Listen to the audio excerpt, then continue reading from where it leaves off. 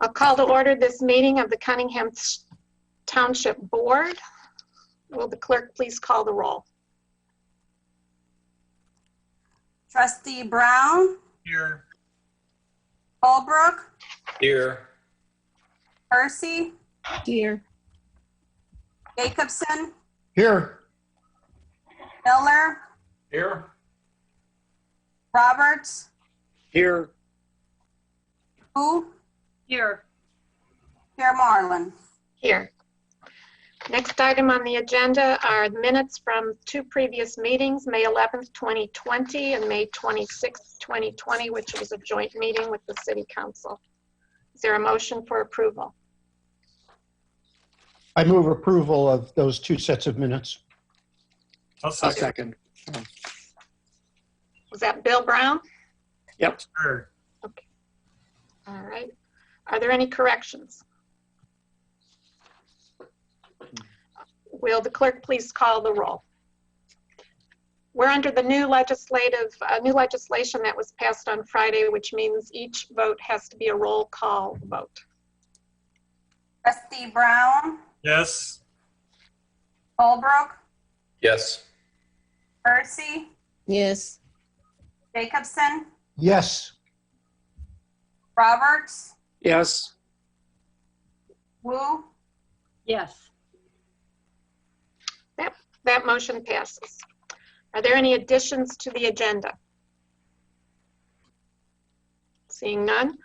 Is there any public participation? Does anyone wish to address the Cunningham Town Board?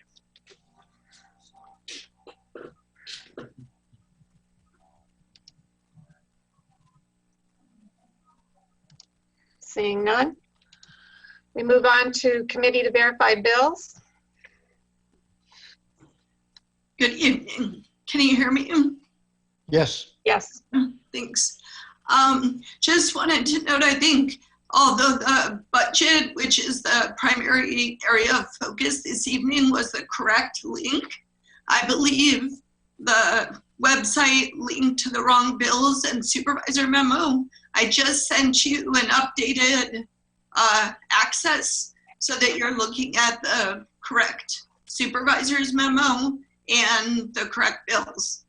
So I just want to point that out. I don't think I can make a chat in the Zoom, but I did send by email to the clerk and to the town board. So this month in the town fund, we had $88,770.55. And in the general assistance fund, $107,655.56. That comes to a total of $196,426.11 in total expenditures. And those, there are assistance statistics related to that. We have 149 current participants. That's actually down by one last month, which I'll point out is good news. We expected that to continue to skyrocket, but we did have quite a bit of turnover, especially with people moving out of the area. So that was a big piece, quite a few case closures and an equal number of case opens. We have 94 people who are listed as homeless, up from, 64 are homeless, up from 63 last month. That stays pretty steady. We are at about 43% homeless for the year. We have, there are 29 participants who found temporary housing for the shelter in place, and 91 males, 58 females. So we've served 283 total Urbana residents from July 1 to present. On rental assistance, we're up to 7 from 4 last month. Last month was really a historic low. These are all eviction prevention for people who have current income. What we're seeing instead is quite a few rental assistance program participants for people who are completely unemployed due to COVID.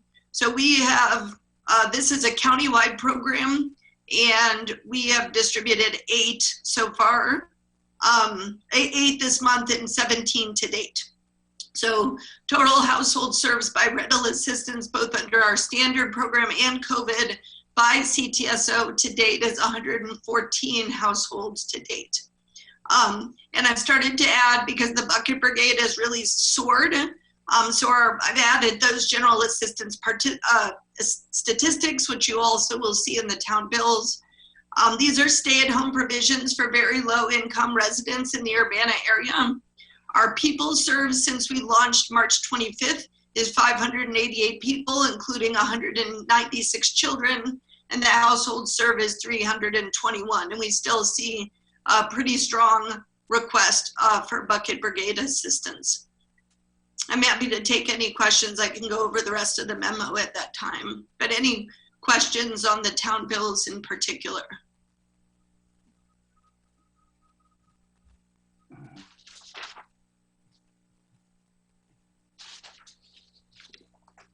Don't see any questions. No.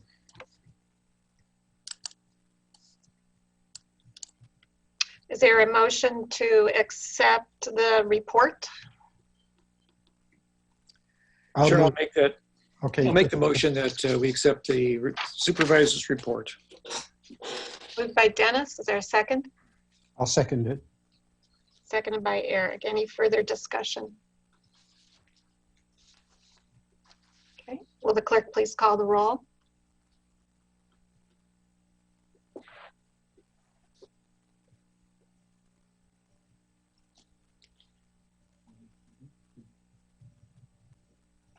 Amy Clark. Thank you. Council members Brown, Yes. Holbrook, Yes. Percy, Yes. Jacobson, Yes. Roberts, Yes. Wu. Yes. Wendy, are you skipping me on purpose for some reason? I wasn't my called apologies. I wasn't called on the last vote either. Sorry, my apologies. Miller, Yes. That motion passes. Moving on to reports of officers. So I know you have a number of meetings tonight, so I'll be brief and try to just point out some highlights related to, and then when we get to the budget, I'll talk about the budget. But essentially, we continue to show the graph that really shows total number of cases in a month. So like I said, we're seeing a lot of churn. We're up to 66 total cases in May, although 17 of those closed. And jumping past the budget for the moment, I did want to let folks know that we have an exciting new countywide initiative. You probably saw it on television or WILL or the News Gazette.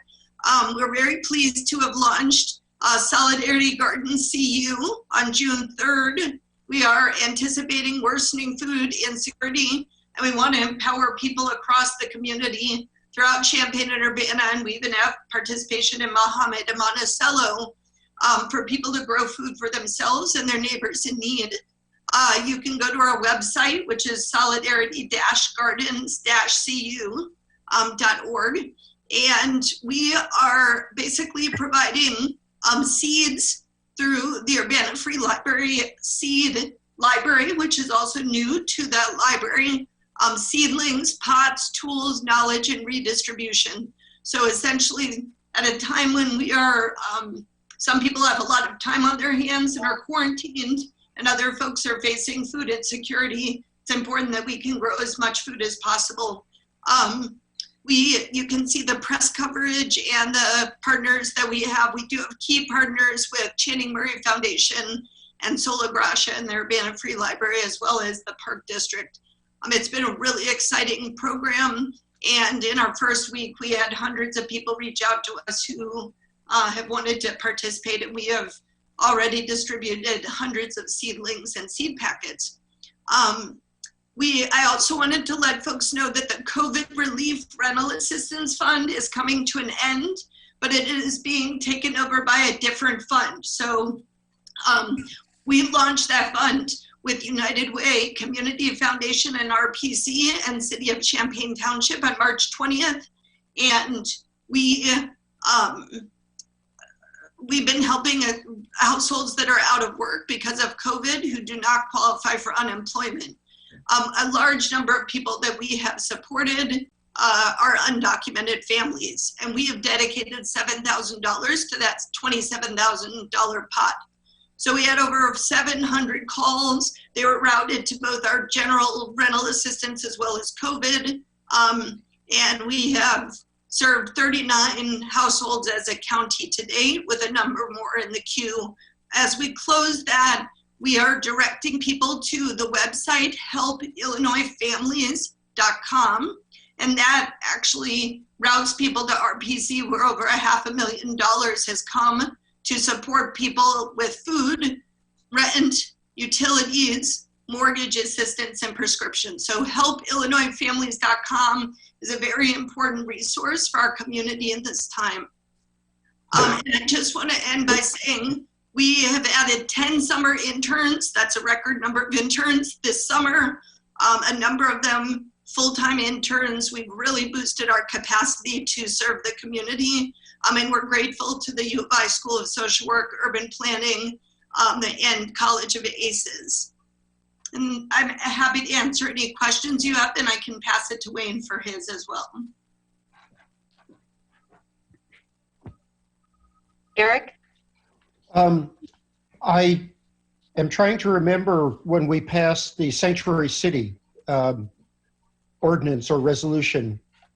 And I believe that at the time, although, you know, the county board, the township board and city council are the same folks, I believe we only passed that the wording was only such as to apply to the city. Would it be helpful to you or to your staff if township board passed essentially the same resolution with respect to the township? Because what it does is it says it's the policy of the governmental entity that no staff would, you know, inquire about or reveal immigration status to anybody, and that takes a little bit of the onus off the individual and passes it on to the jurisdiction. Mm-hmm. So it's my understanding that because Urbana and the township are coterminous, that essentially we're under that. But as you say, if it's specifically to the municipality of the city of Urbana, it is my practice. And if I can certainly check in with Fred after to see if there was subpoenaing of the township for records related to documented status, if there's any kind of protections that you as a town board could afford us, I will ask him that question and we'll can come back to you. But certainly we hold the names in strict confidence. You won't see them on any of the public paperwork for any of our participants. And certainly it would have to take a subpoena and a fight in court for us to provide any of that information. But thank you for asking. Any other questions? No. Okay, we'll move on to Wayne.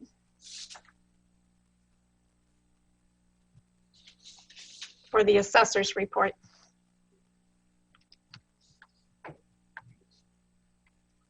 You need to unmute, Wayne. You guys hear me okay now? Yes. Yes. So this week we're going to be finishing up turning in our numbers to the county assessor. One thing that I would like to make everyone aware is I recently became aware that if we or any other township were to get a county multiplier from the county assessor, that the county, in an effort to save money in their budget, will no longer mail notices of assessment change to people whose assessments only change because of a multiplier. What this means is that anyone whose assessment has changed because either I made a change via a reassessment or a neighborhood factor or a property class change, if I make that change, those people will get a notice. However, if the county assessor places a multiplier, which the effect is it would basically change the assessment of everyone in the township based on the county multiplier, those people will not be getting a notice. So I've been working with the county assessor on ways that even though the county is not going to send those notices out, if there's something that our office can do, because I think it's important for our residents to know about changes in their assessment so they can appeal if necessary.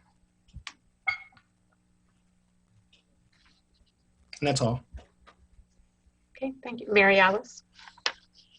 So Wayne, about that, is there some place that a resident can log in and see exactly what they're being charged between last year and this year and what multiplier is being applied to them?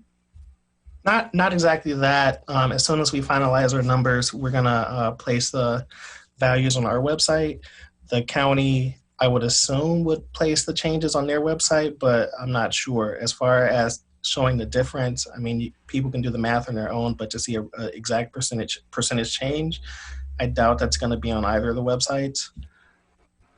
So my concern is, and correct me if I'm not remembering this correctly, I think that you only have like 6 weeks, I think in July, in the beginning, maybe the beginning of August, to file, I guess, a complaint against your assessment. Is that accurate at the county level? So typically you have from July 1 until September 10th to file that assessment complaint. You have from July 1 until September 10th. So, and I think I understand where you're going because it's something I'm concerned about too. With the lack of notice, people may not know that they need to to file an appeal. So one thing that I've looked into doing is sending out postcards to everybody because I think that would be the most effective way if there is a multiplier change. So A multiplier, especially if it's positive. If it's negative, I'm less inclined to. sure. But So you would send out if the county, sorry, if the state says that we'll have a multiplier, then you would county. If the county says that we're going to have a multiplier, then you would send out postcards to every resident in. it's not a definite. I'm exploring it because I think it's important for people to be aware of changes in their assessment. It's And not something is this we're required to do. Is this taking place this year? Yes. Wait, I'm sorry. I don't know. Can you? What do you mean? I want to make sure. The fact that they're not mailing out. This will be a new change this year. Yes. It's impacted right now. So we just paid our first installment on June 1st. Right. But again, the taxes you paid this year was based off the assessment of January 1. Right. Okay, so we basically have maybe 8 months to figure out how to be able to help notify people with changes. No. Ideally, if you're going to notify someone of a change, you want to do it as much time before September 10th as possible because September 10th is the deadline to appeal an assessment. So, ideally you want to, if we got our assessments in tomorrow, right, or Wednesday, it'll take some time for the county to figure out if there's going to be a multiplier and what that's going to be. And, it might take 10 days. So best case scenario, we're looking at the beginning of July on trying to determine if we're going to send anything out like that. Okay, I'm worried about the timing. I am too. That's the county, right, that determines the July 1st to the September 10th? Yes. Have they discussed at all changing that date? No. They haven't.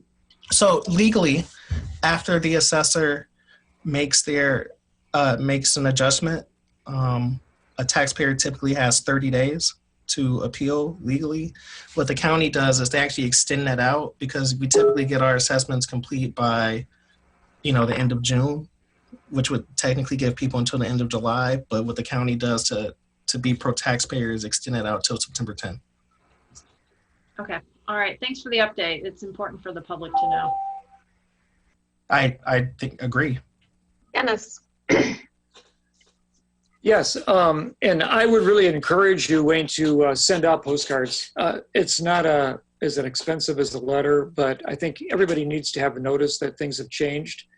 People are I pretty. agree, Dennis, and that's why I looked at doing postcards, because it would be cheaper significantly.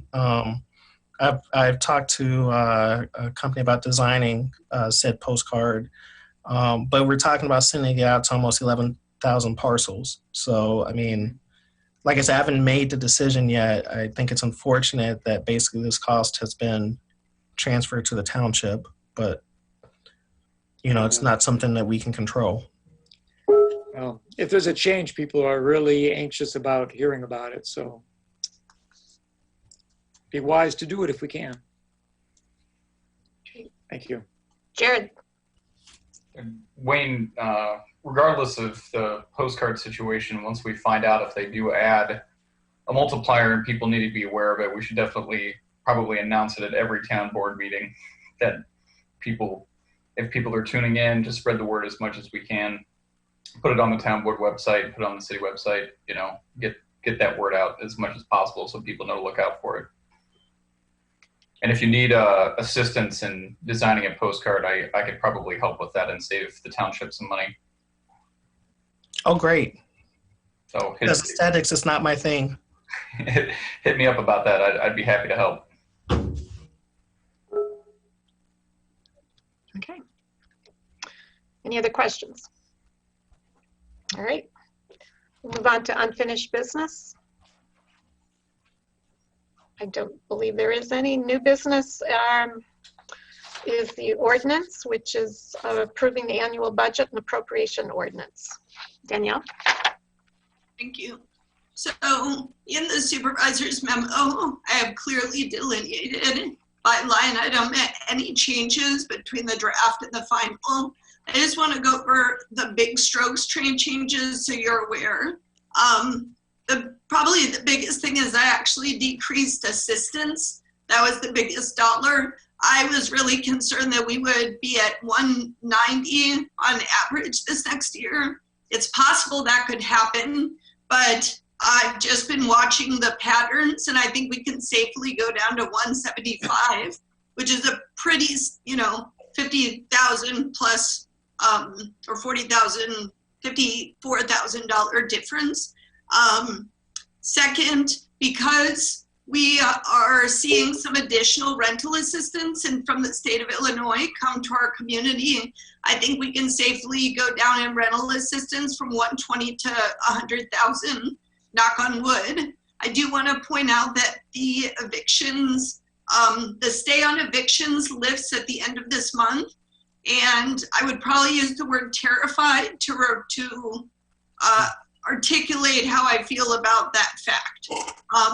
So I am, that said, there's been a lot of pressure at the state to provide additional dollars. I know the city of Urbana has come to the table and has CDBG funds that are COVID related. I think if we all work together, then the township can go down in its expenses. So those are two biggies. I did,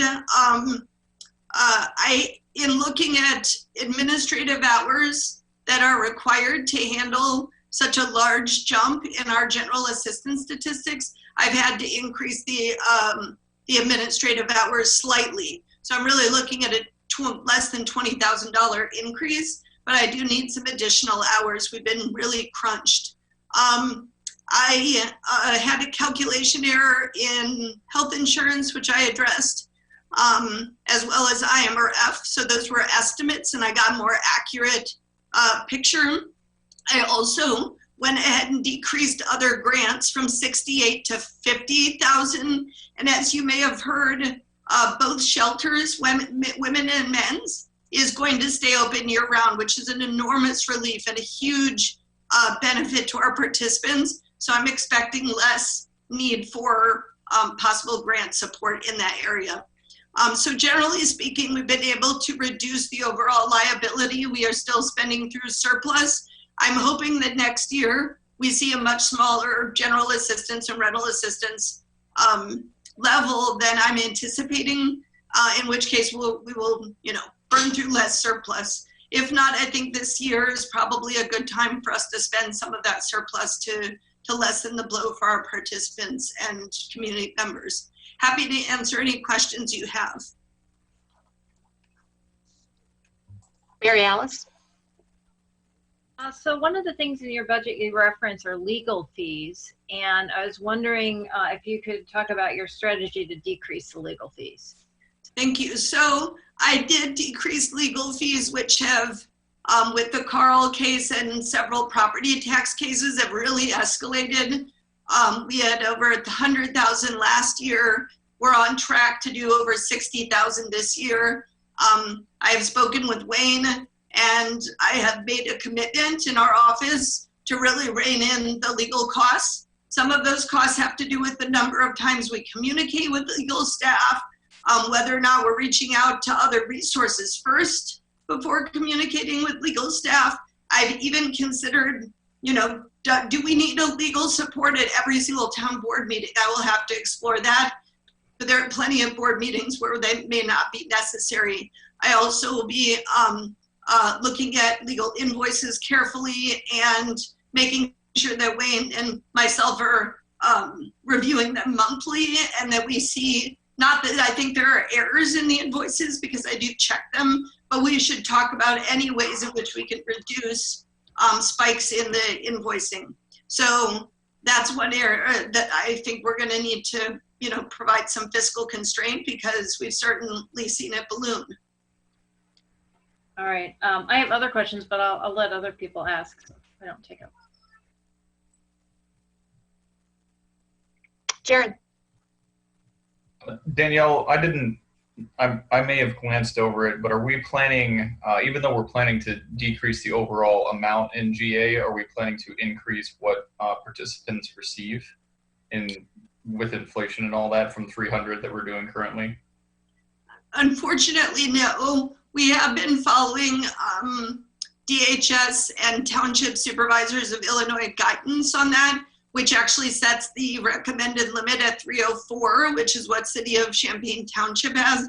We set it at 300 because the accounting of the $4 is really onerous.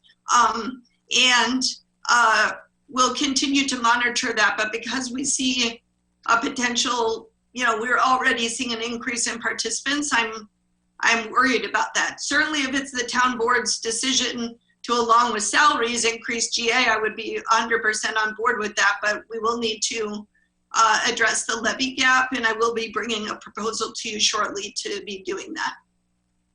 Okay, I didn't see it, so I figured it was staying the same, and I was interested to hear your perspective on, I know we were increasing to try and get up to inflation levels, and I don't know if you feel like the township's assessment of what that value is appropriate or not, based on what they're advising, or if we should consider that. But I was just curious, if we're going to be making a plan for inflation and all of that.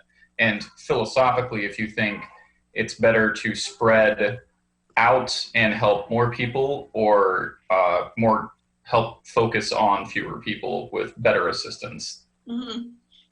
So two things. First, the fastest way to respond to you is to say that I have spoken with former participants who were able to pay rent with general assistance back in the day, and it is not kept up with inflation or cost of rent. And so, it really is just a portion of what someone would need to survive, which is a real problem for someone who's disabled and unable to work. Secondly, I think that I would like us to consider I would say general assistance is an entitlement. Certainly the rules are written both by the township officials of Illinois and the supervisor, and both with policy and practice, you can decrease or increase general assistance participants. I have continued to have a community work program, which I think has greatly reduced the general assistance roles from what they would be if that did not exist. And I would argue that we should continue with that. But I would love in the future, if possible, someone who is disabled and homeless and literally cannot work, I would love to be able to make sure that they receive what they need to have a home. And I think about this all the time in terms of what it would take to get there. If that's negotiating with landlords, $400 a month, efficiency apartments, we pay directly to landlords instead of a check. There's a lot of things I'd like us to think about going forward, because my goal is to eliminate homelessness in Urbana, and I think it's possible. Thank you. Sharice and then Bill.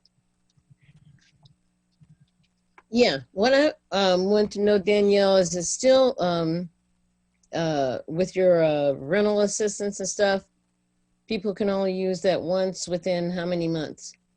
It's so they can use it once in 2 years, and we're restricted by Illinois law to make that at least once every year.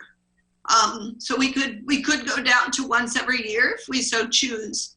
But right now, the rule that we share with the county and the city of Champaign Township is up to $600 in a one-time payment once every 2 years. Okay. Bill, did you have a question?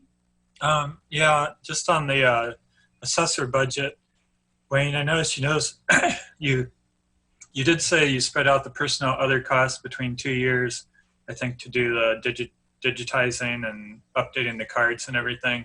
So do you anticipate after this year you'll be able to drop that personnel other line, that $30-some thousand? Yes. Yes, okay. And how about for travel? I noticed it's the same as the previous fiscal year ending this month. Did you, I didn't get a chance to look at the latest spending. Did you spend all of that this year, even with? No, I expect to spend about 62% of what was budgeted, if not less. A lot of things were canceled, but literally they are being rescheduled. I mean, I got 5 emails today about trainings that were canceled and then are being rescheduled for later in the year. You know, they say they're having one on leasehold and partial interest in August, and one on valuing self-storage facilities at the end of July. We'll see. I'm really kind of surprised, considering, you know, a lot of assessors are quite frankly elderly, but you know. Yeah, has this encouraged any of the training organizations to move some of that online, so at least you wouldn't have the expense of travel and hotel? So we've seen the IWAO move things online, but so far it's been the basic courses. You know, every bit of training that we do is to address a need within the office, right? So like the self-storage one is a need that I've identified. The leasehold was a need that I identified. We had a lot of appeals based on leasehold values last year that caused some big drops. I want to do a land. I'm going to probably end up doing a land course, but because that's also a big need in a township, I'm actually going to probably have the teacher come here, and we'll probably have several other townships join us in that. That'll actually be cheaper than having everyone go out and go to the training. So I'm looking forward to that. But that was something that was supposed to happen in next month, actually, that is going to be postponed, looks like, until later in the year. So, I mean, we'll see. Okay, thanks. Dennis? Yeah, an item under the supervisor's budget is the clerk's salary, and it has gone from 0 to 3,700. Is that a new part-time position, Danielle, I wonder? Sure, I'm managing iPad time. Hold on a second. Here we go. Okay. That's probably moving from one part of the budget to another. Yes, thank you. Yeah, we decided to move the clerk's salary from town fund that doesn't have any other salaries into supervisor, because it makes it administratively easier to pay taxes since we do that class by class. So it's a straight move. You all authorized a clerk salary. and or a stipend, and it's reflected here. I see. Okay, thank you. Mary Alice, did you have more questions? I did, yeah. So one of the things that you note is the IMRF payback. So you've removed that payback, and I'm wondering where we stand with the amount there. So are we caught up, I guess is a better way of asking the question, or do we still have something to catch up to? Wait, you want to answer that? Yeah, we're not all the way caught up, but we're pretty much caught up. And what I'd like to add is, even though our salaries have gone up modestly, our IMRF contributions are going down, and that's because our IMRF contribution, because we've paid down the unfunded liability, our IMRF contribution as a percentage of salary has gone down. That'll continue. Some of that has to do with the percentage of Tier 2 employees versus Tier 1 employees, but also a big chunk of that is paying down the unfunded liability. Now, there were investment losses toward the end of last year. Now the investments are kind of crazy because of the economy. So we could find ourselves in a hole, but it'll be a much smaller hole than it otherwise would have been when it comes to the unfunded liability. Do you have a rough estimate on what that is right now? No, it's, I'm sorry, on what, the actual unfunded liability? Yes. Oh, it's like less than $1,000. Okay, because I think we've been spending for the past couple of years $100,000 to bring that into alignment. Is that correct? About. Okay, all right. And then my next question is, you had discussed social service funding in the budget and moving it more to a fee for service. So this is kind of a bit of a complex question. The social services funds right now a variety of different programs. Included that is healthcare consumers. Sometimes we have funding for Meals on Wheels, and we have homeless shelters and so forth. So part A is, what do you envision that fee for service with those types of services that are still needed in our community that Township can't provide? And part B is, we're setting aside $50,000 for kind of emergency grants with homeless. So should that be reflected in our social service funding? Versus we've got basically $50,000 on reserve right now for homeless shelters. So I'm wondering if that's something that we should pull out of the social service as part of the priority. So I'm not sure if I fully understand your question. Just the context is, we went from 175 to 100K this year in the consolidated social service funding with the city of Urbana. And we've reserved, as we have for the last 2 years, set aside for emergency grants of $50,000 so that we don't necessarily have to come back and do a budget amendment if there's an emerging need. Certainly, whatever that need is would come to the town board, as we funded emergency shelter for men 2 winters ago. So I guess if I understand, was your first question how you expect fee for service to go? And then the second question had to do with whether we should fold the $50,000, we should count it as social service funding? Yeah, so perhaps my question wasn't clear, because you had mentioned to address emerging needs in the budget document, and had referenced the shelters. So right now, we also sometimes have, at least in the past, we've had shelters apply for social service funding. But it sounds to me like the $50,000 in grants is more than just homeless shelters, that you envision that. Okay, all right. So that was the second part of the question. But the first part of the question, in terms of fee for service, I mean, there's some things that are easy to do fee for service, and other things that aren't as easy. So I'm wondering what your thoughts are on that.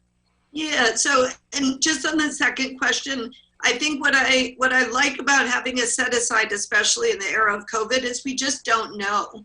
So it was housing, but, you know, honestly, if you had asked me, Danielle, 2 weeks ago, if you had asked me 2 weeks ago, Danielle, do you think we're really going to go to year-round shelter? I have been in every meeting, and I would have said no. So I just can't predict, and so that's great. We don't know going forward what that's going to look like. Maybe it's food insecurity. Maybe it's youth programming. It's really, we're going to see what is really hitting our community. So in terms of fee for service, for this year, we're not converted. My understanding is we're not converting all of our grants to fee for service in the consolidated social service funding grant, our portion, because some things don't convert well to that. But I guess I have stated to the group, and we have attempted and started to move in that direction where we can go to fee for service. I feel like what I would like to see social service grants from the township do is to extend the services of the township to very low income residents of Urbana, which is that's our pool as township, and to do so in a way that is extremely quantifiable in terms of its impact for Urbana residents, right? And so that's a little bit of a dream. And we've been trying to figure out how do we, I would like the Bucket Brigade, for example, honestly, it's wonderful to be able to say, and it's all angel donor funds now, so there's not social service funds, but I can tell you exactly how many buckets, who they went to, where they live, how many children. I know exactly who got what. And I can direct, you know what? We need masks now. Put masks in it. Hey, people are asking for soap. They don't have bleach. So I've been able to really direct what happens with the Bucket Brigade. And that is just, I feel, is a good model. It's like the ideal situation. If we were able to say, like, let's make sure that we have scholarships for these 200 children from Urbana schools to be able to access summer programs. Dumb, we know, it's not amorphous and peppered across the community. So I'd really like us to, as you know, because I brought this up in our committee, let's really narrow our focus, because as the mayor can tell you, and I can tell you, money ain't growing on trees right now for the two agencies. So let's really focus on our people. Yeah, so maybe we should have a broader conversation, just you and I. One of the things that I try and be cognizant of is that things like community healthcare, the healthcare consumers, there's no income test, right? I mean, anybody can go in and ask questions in terms of Medicaid, what they should choose, what are their healthcare options. And I think that that's a really important service for the city of Urbana, just broadly. So we have to think about both, this is a real unmet need in our community versus, well, you saw, 10% of your clientele fit into this extremely low. But as I said, we can have this conversation offline. I just kind of wanted to bring that up, that there are these larger kind of public service needs that are needed in our community that I would like to continue to be able to provide some resources. And I would say the same thing about rape crisis and other things that are, so yes, Exactly. I welcome that conversation. I think it's an important one to have. Any other questions? Wayne? Not a question, but I kind of wanted to go back to the IMRF question and talk about our contribution rates. In 2017, when Danielle first got elected, our employer contribution rate for IMRF was 12.92%. In 2018, it went up to 13.2%. 2019, it went down to 9.17%. Right now, today, it's 8.05%, and next year is projected to be 5.67%. That's a result of us paying down an unfunded liability. So I just wanted to put that out there. Great. Okay, Dennis, No, do you have a question? No? I Any didn't. other questions? I have one final question. Okay, Is that okay? absolutely. So at the end of the day, we've been spending our surplus. So I was trying to figure out from this ordinance, what is left in our surplus at the end of fiscal year 2021, given this budget. Yes. So if you look at the ordinance, which is on page 15, you'll see essentially this is our estimate for our beginning balance because it's not the end of the month yet. So we did an estimate of expenditures. This is pretty close. So we expect at the end of this month, we'll have about 1.84 million across both funds. And as you'll see, more in GA than town fund because historically there was that cutting of the rolls down to 26 clients. So there was a real increase in that surplus. So you could see our income and expenses. Income, we're under tax caps, but we have increased income through donations and through SSI reimbursements and interest. So those are important areas we've been able to grow. These expenses, as you can see, are pretty significant, especially in GA. Town fund is very close to balanced. It's not, it's not perfect, but it's pretty close. And with Wayne going down in one staff next year, we'll be balanced in town fund. General assistance is really where we have a major deficit that we're anticipating for this next year, over $500,000, which is, frightening to say the least. And as you'll see in the budget, it's, we have not gone up in terms of staff costs. I sent you a staff cost report several months ago. We really have gone up. We've gone up only slightly in that area. We really have gone up in terms of our assistance levels, and we added rental assistance, which frankly is one of the most important things that we've done in the last 2 years, in my opinion. So our total of expenses is almost $2 million for the year. So if you look, we're seeing the general assistance fund, which is really the area of greatest, going from about $1 million to about $650K. Again, healthy, not a terrible situation, but certainly we have to, this is the last year that we can do this. So we need to, in my opinion, we need to go to the voters and we need to ask them to restore that levy that was cut at a time when we had historic lows on the books, even though we did not have lows in terms of our poverty rate.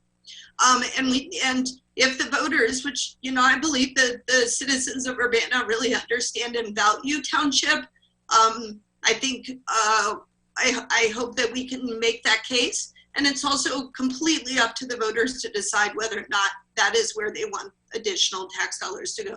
Now, this would be very modest tax increases. We're looking at, essentially a dinner out for a family in terms of an increase in a single year for a household. So I'm looking forward to having that conversation with you next after we get through this budget season. I'd certainly want to have it sooner rather than later. And I'm very open to your input in terms of how we approach that going forward. But I think the numbers are pretty clear in terms of what our future looks like. We will spend ourselves into nothing, and we'll have to cut rental assistance, cut social service funding, and cut GA with the fact that we are under tax caps and we lost levy, about almost $300,000 in levy a few years back. So if I can state that back to you for just a moment, what I'm hearing you say is that this is kind of the last year with no change in our levy, that we can maintain this this spending more than we're bringing in. That's what I should have said. Well put, Mary. That's right. Okay. All right. Thank you. Okay. Eric. Yeah, that's clear, although we hope the situation won't be quite as dire when the economy recovers a bit. But that being said, I bet you've thought ahead to where in the election cycle you'd like that levy to be on the ballot. And I have. I would be happy to have that conversation. I feel like we should take the levy conversation into an agenda item that we can discuss, and I can show you the data, what our options are. So I would welcome that conversation soon. Okay. We can schedule that in the next fiscal year. Yeah, sounds great. I'm sure. Okay, any other questions? Okay, is there a motion?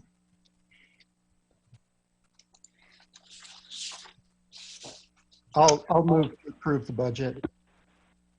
That would be ordinance number T 2020-05-001. Is there a second? I'll second. Second. Moved by Eric, seconded by Jared. Any further discussion? Will the clerk please call the roll? Okay, I think I can talk now. Can you hear me? We can hear you. Yes, Phyllis. Welcome Okay. back. Thank you. Mr. Brown, Yes. Mr. Colbert, Yes. Colebrook. Okay. Ms. Hersey, Yes. Mr. Jacobson, Yes. Mr. Miller, Yes. Mr. Roberts, Yes. Ms. Wu, Yes. That motion Mayor passed. Martin. Yes. Do I vote on Okay, this? thank you. No, I don't vote on this. That motion passes. Next up is resolution number T 2020-06-008R, which is a resolution authorizing the agreement with the County of Champaign for GIS services.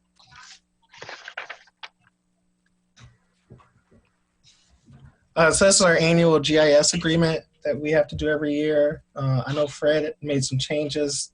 I'm not sure if they made it in. Kay, did they make them in? Or Wendy? Yes, those changes were incorporated into the item. So it should be good. Talking about the correction?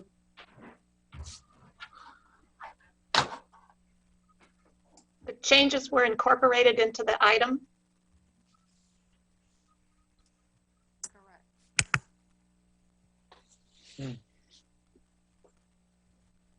She said they were. So I think it's good to go. They were. Okay. Any questions? Can we get a motion, please? Oh, Mary Alice? Well, since you brought it up, Wayne, that there were changes, can you give us the cliff notes on what changes were made so we're aware? Hey, give me a moment.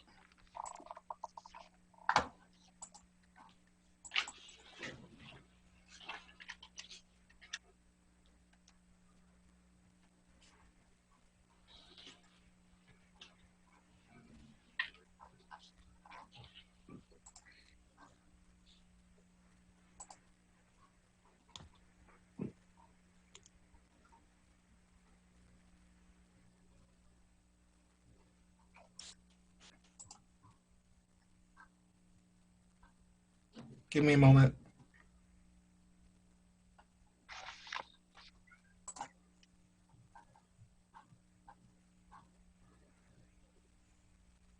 So it's changing the party from the Cunningham Township assessor to Cunningham Township was the essence of the changes. So that was just done throughout the contract. That's the only change. Yep. Okay. All right. I'll make a motion. I can find the number. I move that resolution number T 2020-06-008R be approved. I'll Second. That's Sharice seconded? Yes. Okay. Moved by Mary Alice, seconded by Sharice. Is there any further discussion? Will the clerk please call the roll? Mr. Brown, Yes. Mr. Colebrook, Yes. Ms. Hersey, Yes. Mr. Jacobson, Yes. Mr. Miller, Yes. Mr. Roberts, Yes. Ms. Wu. Yes. That motion passes. And with no further business before the Cunningham Town Board, this meeting is adjourned. Thank you.